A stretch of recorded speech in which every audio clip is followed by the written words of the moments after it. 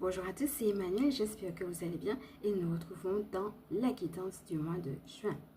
Installez-vous donc confortablement, commencez par respirer profondément et puis à voir comment vous avez passé ce mois de mai.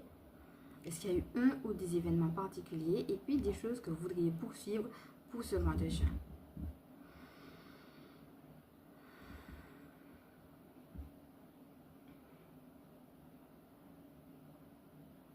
Donc je vous laisse prendre le temps de faire ce petit bilan intérieur.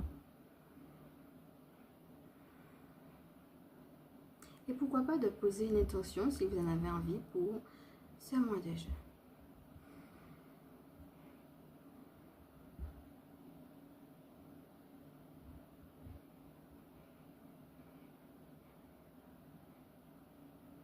Voilà, respirez profondément et puis revenez à vous-même. Et puis, regardez aussi comment vous avez commencé à percevoir ce mois de juin. Est-ce que vous-même, vous avez décelé des choses particulières, peut-être des appels ou bien des choses subtiles qui vous sont venues?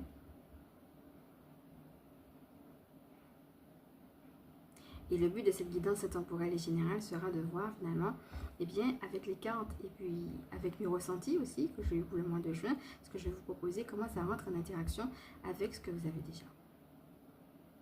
Donc voilà, on va respirer une deuxième fois profondément et puis on est parti. Voilà, donc je rappelle que c'est une guidance intemporelle et générale.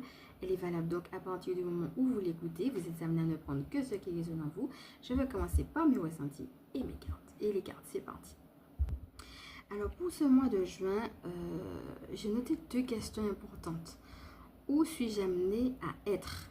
Voilà, c'est en étant à votre place que vous allez pouvoir réussir. Voilà, donc la première chose, ce sera ça. Où est-ce que je suis amené à être? La deuxième, c'est quelle nouvelle ouverture je veux voir dans ma vie. Et il y a différentes choses en termes de conseils.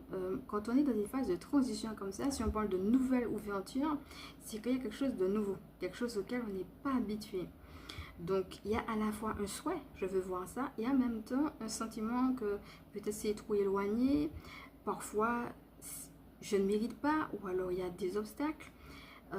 Quelque chose qui fait qu'on se demande si on est légitime ou alors si on va pouvoir réussir. On a différentes questions qui peuvent revenir. Dans ce que tu veux voir dans ta vie, peut-être prendre le temps de voir aussi les différentes questions que ça soulève pour aussi, eh bien, soit voir s'il y a besoin de se faire suivre ou bien de toute façon de les mettre en prière. Et il y a deux choses qui me sont venues par rapport à ça. Donc l'idée de ne pas se prendre au sérieux et puis de suivre le cours de la vie. Comme si la vie elle-même va